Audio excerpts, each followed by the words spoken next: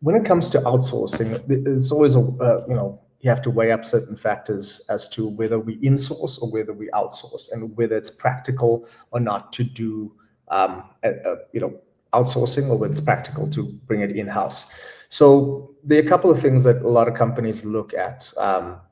One would be if they're a multinational, and there's certain complexity that comes in, especially from a compliance perspective, as you move from one country to the next. If you in the States, it possibly could be one state to the next, and it gets really complicated. And this complexity really came in, during and after COVID, where people started working remotely.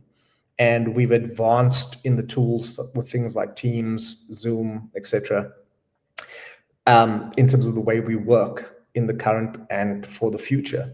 And in South Africa alone, there's probably more than 80% of companies that have a hybrid approach to work. So when it came to outsourcing, companies thinking that actually this potentially is a better option for us, because a large part of our staff is now situated in different countries.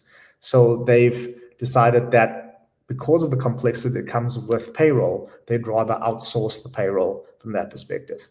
Also, where outsourcing becomes more of more than just a nice to have, is where the current resources they have in place is continuously making errors.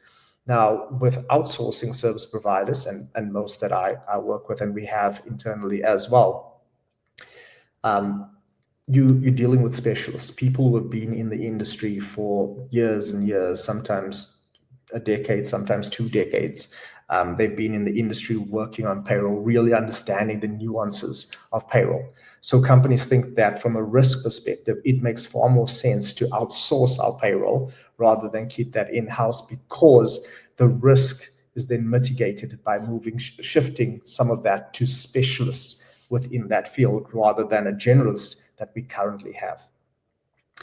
And also, as companies evolve, and also evolve in the way they remunerate employees, they decide to maybe look at outsourcing, because there's certain complexity, certain nuances that they're driving for from a performance perspective, that the employee's remuneration is based on certain factors and nuances based on performance that needs to be automated within the payroll. And that could be potentially too complicated for the resources they have internally.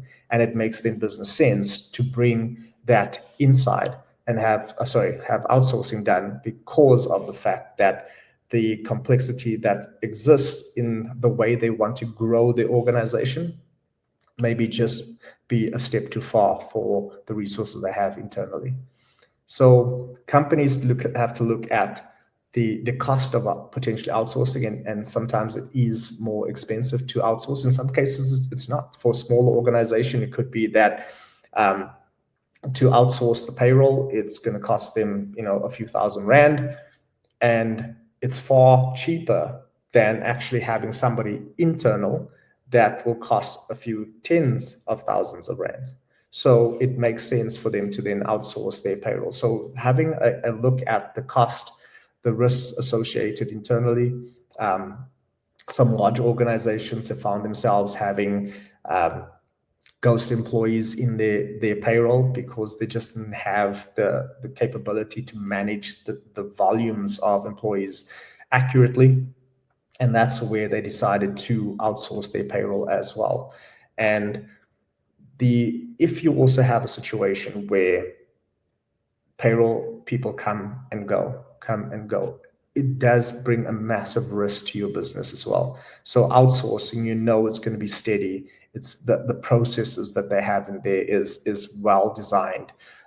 It's thoroughly researched. They assist you in guiding you in terms of processing, etc. It does take a lot of the risk away from your organization to make certain that if you have this rolling door of payroll administrators coming and going, that's a massive risk to your organization, and it would make sense then to outsource.